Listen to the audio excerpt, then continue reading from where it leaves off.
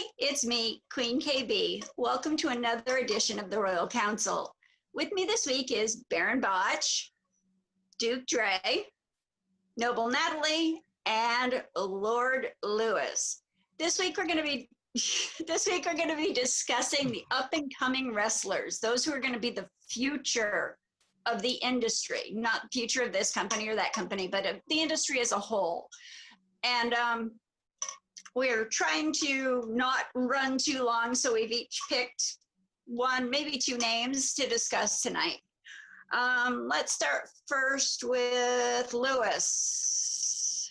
Well, mine is technically at the top of one company, but he's still very young, and that's Ace Austin.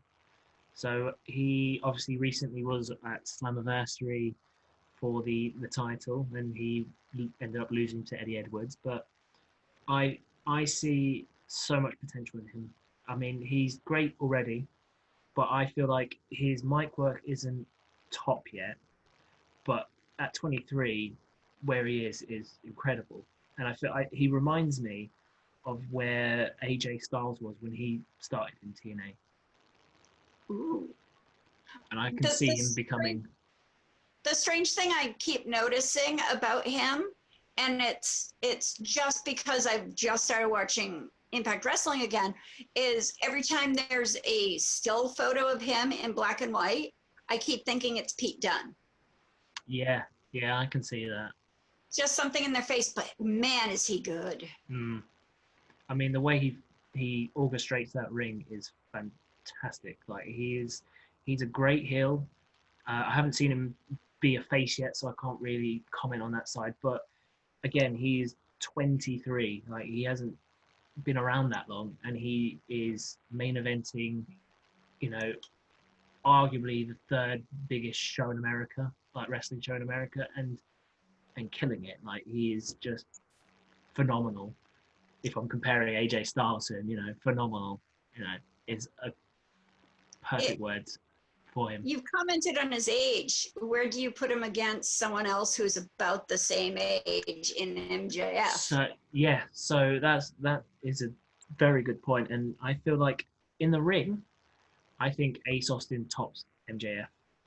Mic work, MJF miles ahead from Ace Austin. But in the ring work, I feel Ace Austin outworks MJF personally. And that's not a critique on MJF, because I think he's a great wrestler. But Ace Austin is just that good at the moment. I have to agree. Botch, you're making face. What's up? No, I was just that's a tall statement right there, because I mean, what I saw from MJF last night was just the way he picked on Griff Garrison was just, I was literally sitting here in tears. It was so good. He's just But a lot goodest. of that was mic work amongst the wrestling. If you think he didn't do a lot of wrestling in that, it was. But you know what though, I kind of. I'm sorry. Go ahead, Lewis.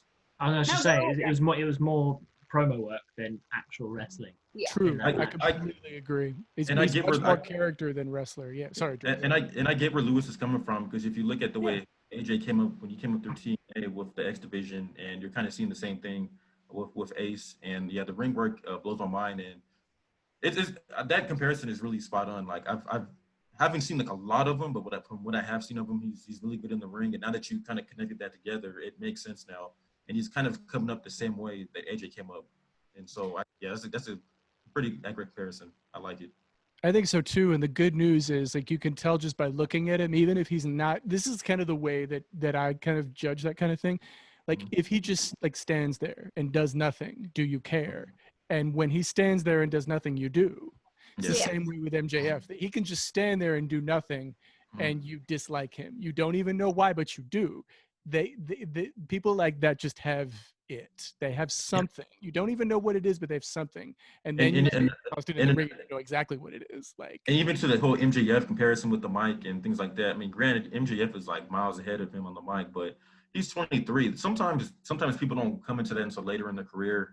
It just that's Bret Hart. Yeah, Bret Hart. It wasn't until the mid '90s when he really hit his stride on the mic. He didn't really come into his own until what? So year number 2007, 2008 when he really started to come into his own, and then This feud with Shawn Michaels is when it happened, yeah, because he was Yeah. forced to. It's like if you're gonna make this feud work, you're going to have to talk. and it was coming from a very real place. Oh yeah.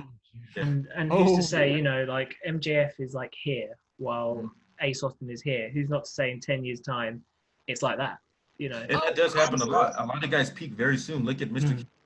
He really good on the mic, really good presentation. yes. Not to say that it's going to happen to MJF, but it does happen. Yeah. It does And happen. too, I mean, if you go back and look at, there's a lot of indie stuff. Independentwrestling.tv, by the way, if you've never checked out that space online, you should, because there's a lot of really great indie stuff there from just a veritable cornucopia, if you will, of wrestling promotions. Like all of their stuff goes over there. They've got like ICW and PWX has its own server where I found the Pineapple Pete stuff that we And use. we will share some of these links below.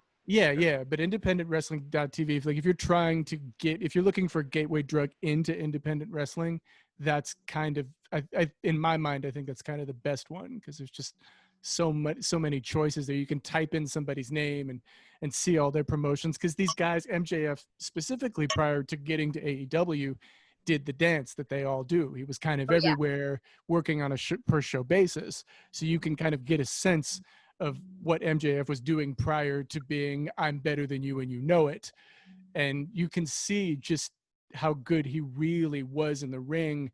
There's a match specifically with him versus Calvin Tankman, who's another one who's future, that's just phenomenal. Calvin Tankman, given the name, I'm sure you can tell, is a big dude, and MJF is not. And yet MJF and really the two of them work together to make that match work. And that was really ring work heavy and not character heavy, and MJF could still get it done. So he's got both sets of chops quite substantially. Nice. Yeah, he's really. But what about the women? And what about the women? Go for it, Natalie. Go Nat. Not Nat, never Nat. Not Natalie. Go Natalie. Go noble Natalie. Well, of course, I love Big Swole. She's got great personality. She can wrestle, but believe it or not, ironically, she could stand there in the ring and do nothing, and I'd love it as long as she talked.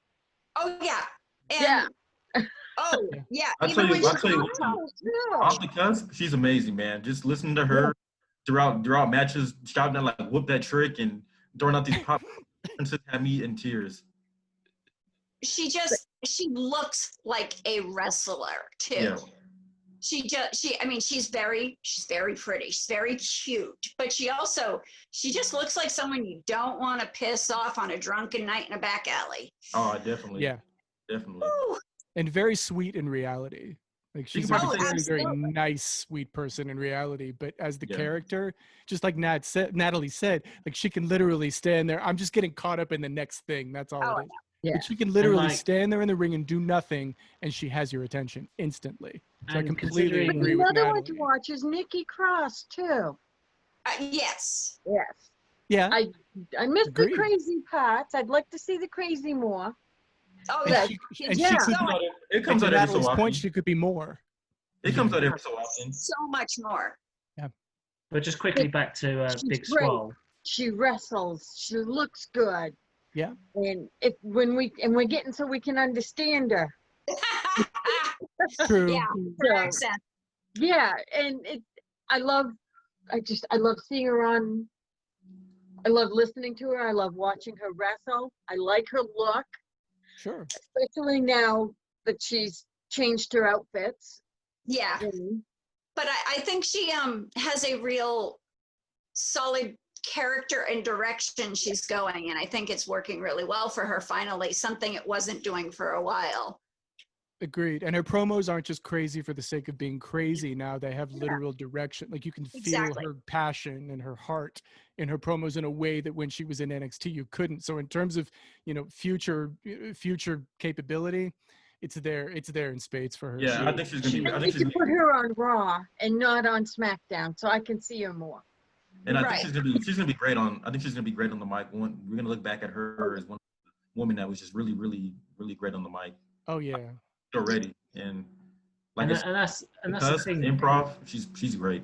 Yeah, Oh, she yeah. That's the is. I thing. agree. Until recently, we didn't really get a lot of her on the mic. It was more Bliss dominating it, and she'd chime in every so often. And then back at NXT, she didn't even really say anything. She was just there to be crazy and Right. just shock people. But like now, like especially that moment with Bliss, the SmackDown before Extreme Rules, where she really opened up her heart and was like, "This is my moment. I've got to take it." You know, you could really feel that passion. She has a talent in, and it's great that they're finally allowing her to speak and show more depth to her character. Agreed. You were about to say something about Big Swole too, Lou.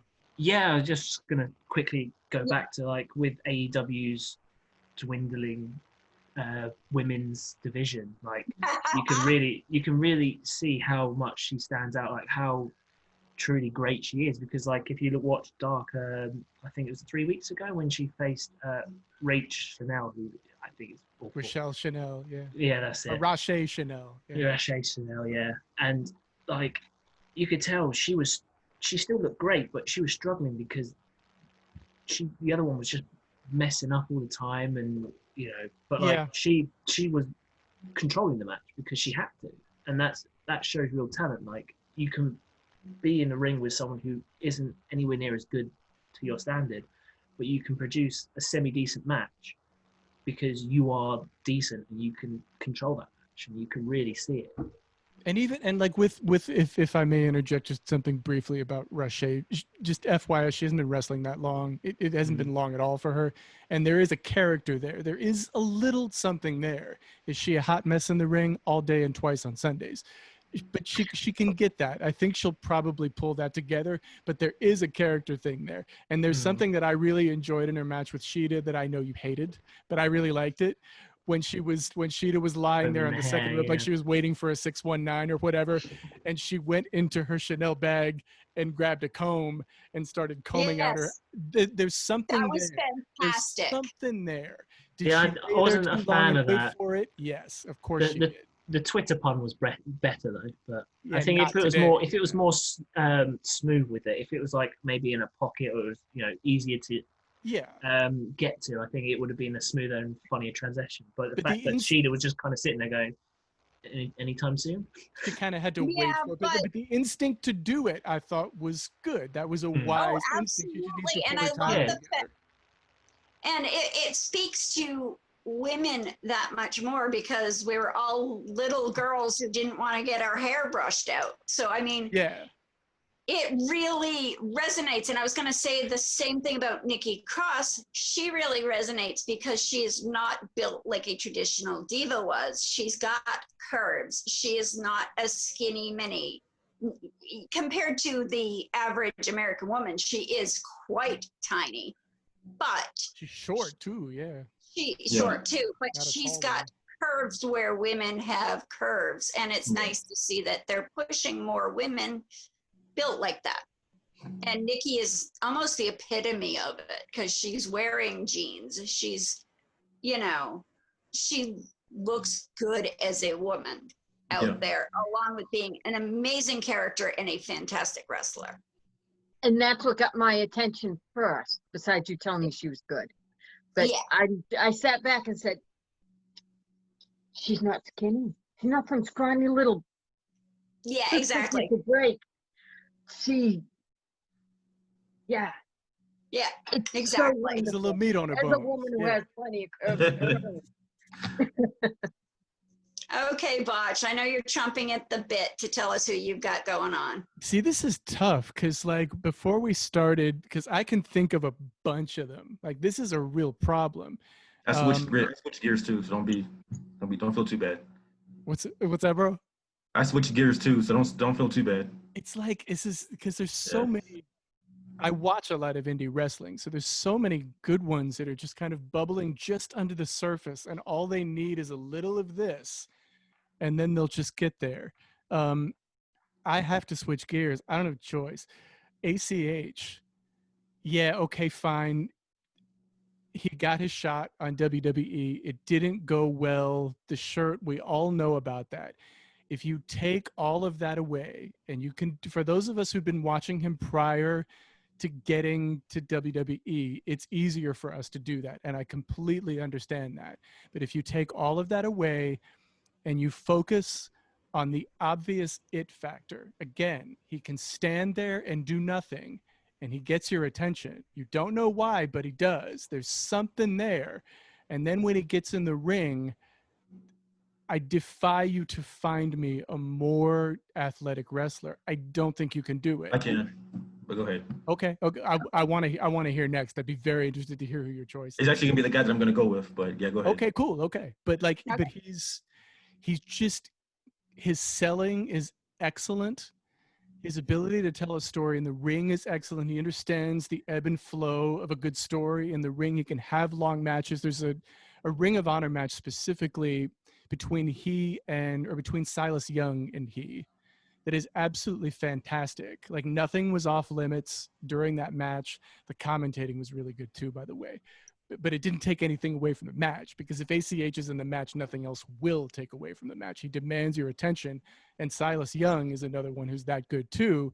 And when ACH has a great dance partner like that, forget it. And I mean, that match just blew the doors off. It's one of the best matches I think I've ever seen, just in terms of the way that they controlled the crowd and the way that they controlled the energy of the match and told the story. I just thought it was fabulous. And ACH has tons of matches like that. And I hate that the WWE thing didn't work, because while he may not necessarily have the temperament for it, which I think we found out, unfortunately, the hard way. I was going to say, do you think he has the mental stability, the mental health, and the ability to make it to the top of whatever company he ends up in? See, and that's going to be the thing, because he quit MLW, and that was a perfect landing spot for him. But he, based on what I know, he was set off by that shirt. And looking at that and seeing the Sambo clown in that black shirt, I kind of get it.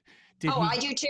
Did he go about dealing with it the right way? Well, no. But I understand completely what set him off. I mean, I looked at that shirt and went, oh my gosh, like, how did no one? He had every right to be upset. I completely. Oh yeah, absolutely. And I mean, you're expecting people to buy this shirt and to wear it. It's like, why? Where is quality control here? Why is nobody catching this? So and that's the topic. About that was just. And that's a topic for another discussion, actually. When you can get into like. Oh yeah, I think we should go diversity in the office. That's a whole different thing. Yeah, and we will be. Yeah, if you would have had that, somebody could have caught that and be like, hey, this isn't a good idea, and here's why. And it could have, here's the thing. I don't think it was a malicious thing on Triple H's part or whoever was in charge of designing that shirt. I don't think it was, but no. I don't know what happened. I don't know if he didn't communicate that to them, or I don't know what happened, what got lost in translation, but it went south very, very quickly, and it really didn't have to.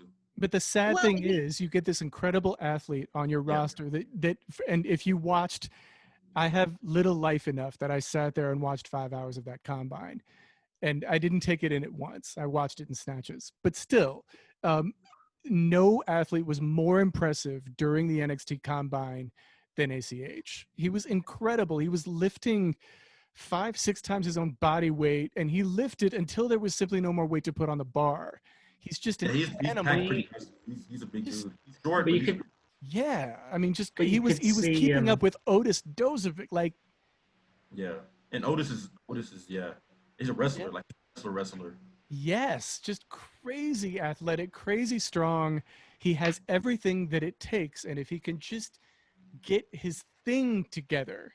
And for a long time, FYI, he did have his thing together for a very long time. He worked at ROH with no incident. He's done a bunch of indie things with no incident at all. It was just the wrong moment and the wrong piece of merchandise that got him. And unfortunately, he had to leave TV as a result of it. But had he been able to keep that under control, I honestly believe the skies would have been the limit. He would have had the adults. He would have had the kids. He would have had the women. Like, he had all of it. He had it. And you could see, like, Triple H was ready to push him to the moon. The fact that he won the tournament, he had that outstanding match with Adam Cole. Yeah. And you could see they were fully ready to, him be a top star in their NXT division. And then obviously stuff happened, and it wasn't to be. But you could see that, Triple H was a big fan of his, and you could see why, because he was quality in the ring. He was fantastic. It was so disappointing when I got up that morning and started reading this stuff. I'm like, dang, it's over. Like, he has You just everything kept that it saying takes. over and over that he over. needed to shut his mouth and walk away. My whole thing was like, please just stop talking. I know you're mad and you have reason to be angry, but don't blow this. Like, I want to see you on my TV. I want to see you be who you're supposed to be and get to that next level. Like, I want to see what happened to Keith Lee happen for you. And you're talking, and bless your heart, I know you're mad, but you're blowing it. Like, I was so disappointed for that because I wanted him to be more. And it didn't happen. It was hard to watch. So hard to watch that morning. We all had trouble with it. Yeah. That was a rough day. It really was rough for all of us as wrestling fans, because we love wrestling. And here's a guy who does it so well, and he's just talked himself out of it, Yeah. So terrible. Okay, Dre, who you got for us? Okay, I switched gears a little bit. I know earlier before we went on air, I said Jack Perry, aka Jungle Boy. But I'm going to switch gears. I'm going to go to a tag wrestler. The very first time I saw him, actually, the team, they faced the Hardy Boys. This was probably back in 2017, 2018, somewhere. Now, I don't remember the promotion, but some private party. Mark Quinn really, really has caught my attention. Yes. From the day they stepped foot in AEW, when they wrestled Southern Cal Uncensored, and then the amazing match they have with the Young Bucks. That dude is 1,000 miles per hour nonstop. That dude is jumping through ropes and bouncing all over the place. And I'm just like, man, who the hell is this guy? And he has the late 80s, early 90s Nino Brown look. He does. Yes. The way he presents himself, you can't help but to stop and look and be like, who is this guy? And then he's doing all these incredible athletic feats, and you're just like, this guy is just had you know how in the cartoon you see a cartoon with their jaw like all the way hanging to the floor? That's me watching Mark Quinn. Yeah. Just an amazing athlete, just an amazing performer. One day I would love to see him go solo to see what that would be like, because I think that'd be a lot of fun. And he's not a really big person, but he's about 5'11", 210 maybe. Mm-hmm. Yeah. He's a decent size, so I would love to see him in singles competition to see what he could do, because I can't get enough of that guy. Really. Man, that's a good pick. Agree. That's such a good pick. I agree with you. Yeah. And since we're here, we should mention Jungle Jack Perry, because he is poised. His match with MJF at Double or Nothing. Yeah. Really good. Gosh, yes. Really, really good. He's young. He's not a big guy, but wow, he has that thing. Marco might be talking, but you're watching Jungle Jack. And when I think about Jungle Boy, why don't they implement the cruiserweight division? You can build around him and go from there. Why haven't they done that? I think he's bigger than the cruiserweights. I do too. Yeah, but you need something for him. But you need something for him to do to sink his teeth into, while you got Cody doing his thing, and you got Harper or Cage and Moxley. I feel like they need to start a 6-man tag team division. I feel like the Jungle Express could be a great team in there. You've got SCU, you've got Inner Circle, Elite. You've got plenty of teams that could fill this kind of division. And I think those three would really have a great place going for those sort of titles. That's a really good point. I didn't think of that. Yeah, and it's different. Mm-hmm. It would be something different. Yeah, I agree. Yeah, and at least in America. Yeah. Right now, different is good, because people are looking for different. And I think that's why TNA is doing or Impact Wrestling is doing so well right now, is they're giving us something different on TV. Mm. And I think that's why they're doing well. I saved my pick to last, and we could drop this person right into the diversity discussion as well when we get there, for a number of reasons, and that is Sonny Kiss. Yes. He has just taken the bull by the horns and is running with it, and they're letting him. And I I love everything about this guy. He is so athletic in the ring. But more than anything, he knows who he is. You can call me male, you can call me female, you can call me he, you can call me she. I don't care. I am who I am, and take it or leave it. And he knows who he is. And he's killing it. I mean, that entrance they gave him on AEW was beautiful. Which he choreographed. Yeah, exactly. And the fact, I mean, I wish I could put my makeup on half as good as Sunny Kiss can. I wish I could rock it half as good as the eyelashes alone. I don't know how anyone can wrestle with false eyelashes that are 1.5 inches long. That just blows my mind. And he goes out there and he just moves so beautifully, and his ring work is fantastic. Incredibly. It wasn't until owns every bit of his androgyny. Owns every bit of it.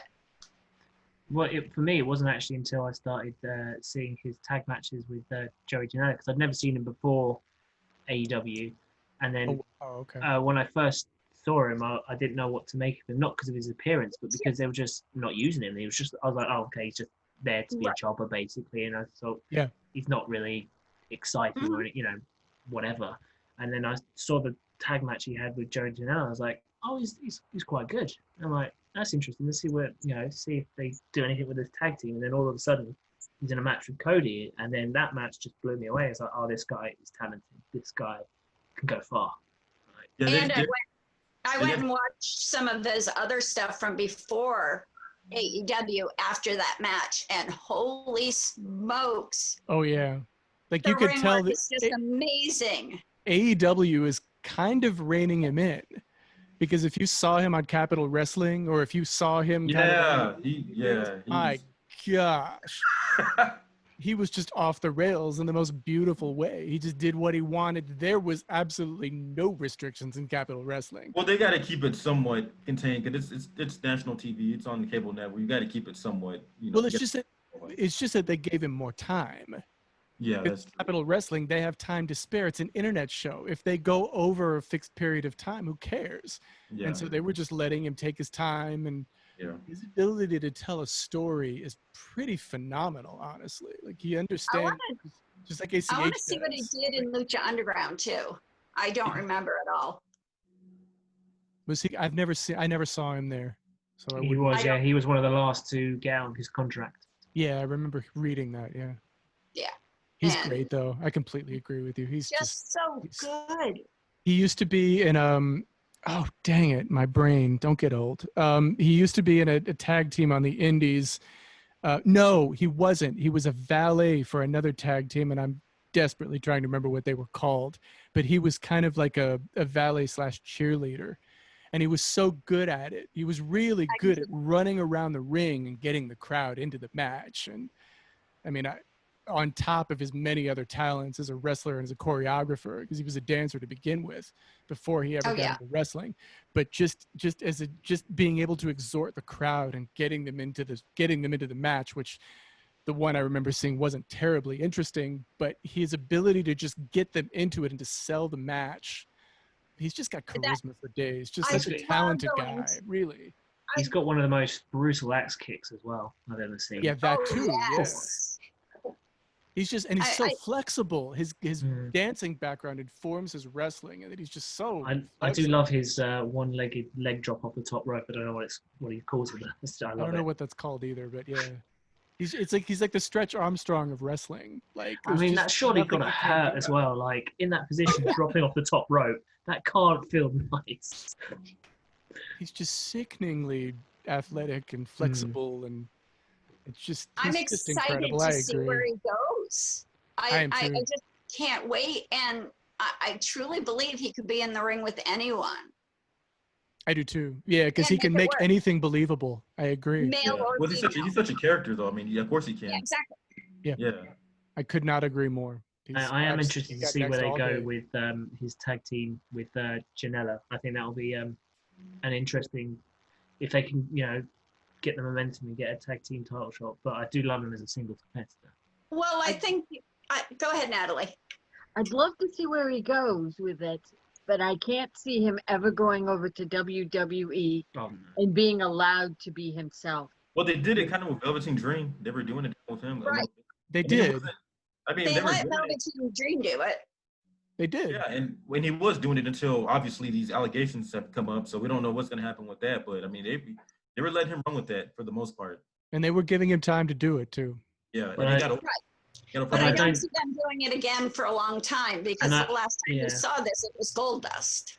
And I feel like they'd try and the rein world wasn't ready for Gold Dust. Sonny, That was a different time. They weren't quite ready yet.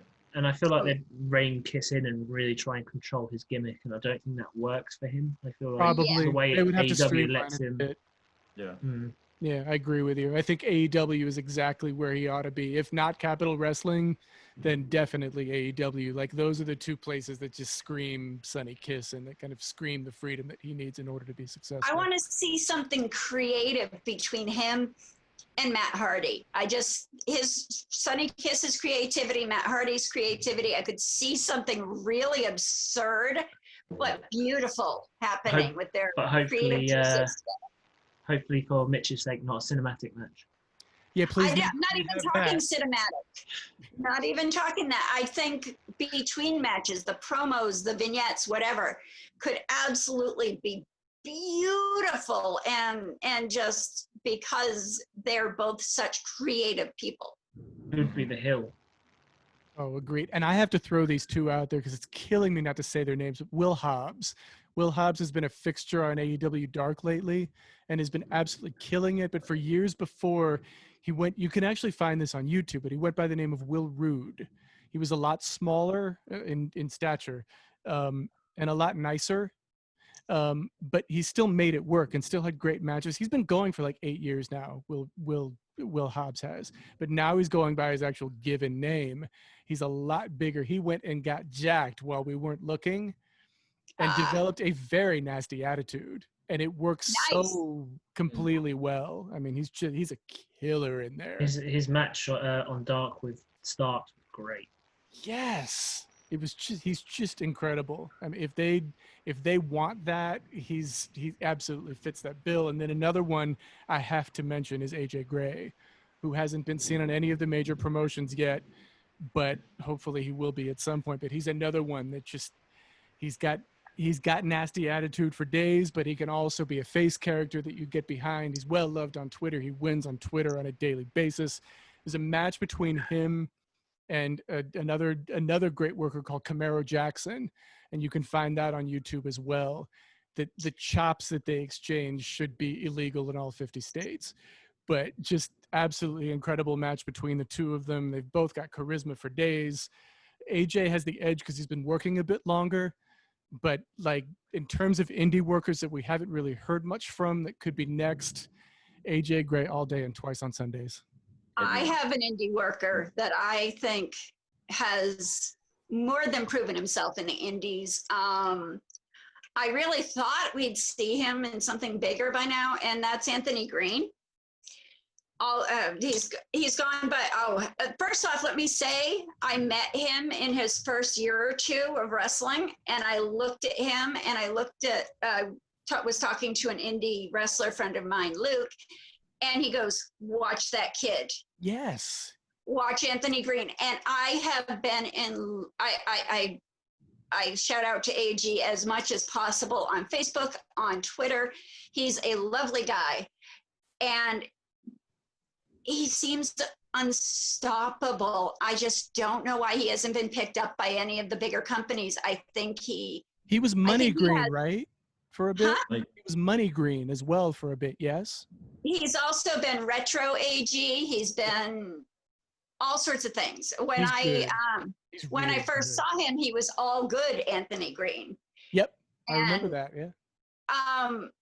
And that's how I met him. And he's first off, he's a sweetheart. Is he? But beyond that, I mean, he just, I look at him and he reminds me of my kids type thing. Mm-hmm. Because I met him when he was so young, but I don't know why he hasn't been on TV. He is just so good. I really expected him to land in NXT when Oni Lorcan ended up there. Because he can be impossible and he can also be a great face too. He can do both. Like he can make you hate his guts just by looking at him, but he can also make you really like him when he. And That's he a is gift. It's a real evolved. gift. He has evolved so well through the years. He has. Because I saw him when I first saw him was quite a number of years ago, and he just. I think he has everything in it. I don't know why it hasn't happened. I don't either. I don't get it myself. He is great, though. I agree. Yeah, he is such a well-rounded wrestler. Anyone else have anything else before we sign off, or get to all the important things, like before we sign off? All the things. Go for it. It's time for all the things. Okay, as per usual, you please like our video and subscribe down there below, and that little bell, if you click on that little bell too, it'll give you an alert when our next video comes out. Let's see, is there anything else going on as of right now? I don't think so. Oh, Botch, do you have anything to promote for us this week? Actually, yeah, since Dre is here, we talked about it in the last one. We'll talk about it here. So I have another website. It's not a day job. It's just another website called vinylalbumcovers.com. There's a bunch of really cool album jackets there that you may not have seen in 1,000 years or so. But on top of that, vinylalbumcovers.com has a YouTube channel. It's had one for a very long time. And there's weirdness on it, but there's also a really cool video blog we've started. Dre and I have started it together, called The Front, and this first episode, that's probably going to be about 4 parts long, covers the top 10 R&B albums of the 90s. We kind of went off, and because we don't know how to shut up, but it was really, really fun. We had a blast. I had a lot of fun. It was so much fun. And we have other ideas too. We'll do more of them, but those will get posted every week, and come and take a look at it. I'll put a link in the description so you can check it out. But it was really, really fun to do, and it's about a half an hour long, and hopefully you'll enjoy watching it. So there you go.